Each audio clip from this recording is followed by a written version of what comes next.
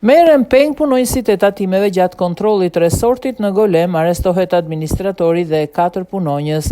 5 persona janë në pranga në Kavaj pasi dyshohet se kanë penguar dhe mbajtur të mbyllur në një kohë të konsiderueshme punonjës të taksforcës drejtorisë së përgjithshme të tatimeve brenda ambienteve të një resorti në Golem. Sipas policisë, specialistët për hetimin e krimit në komisariatin e policisë Kavaj ndërhyn pas kallëzimit të bërë nga punonjësit e taksforcës dhe arrestuan në flagrancë 5 persona të dyshuar për veprën penale heqja e paligjshme e lirisë. Të arrestuarit janë Zajmir Ndreka, 34 vjeç, administratori i resortit, Zaho Jaçaj, 56 vjeç, shef finance në resort, Artan Kasa, 56 vjeç, shefi sigurisë, Hamid Sula, 64 vjeç, punonjës sigurie, Bujar Agolli, 57 vjeç, punonjës sigurie.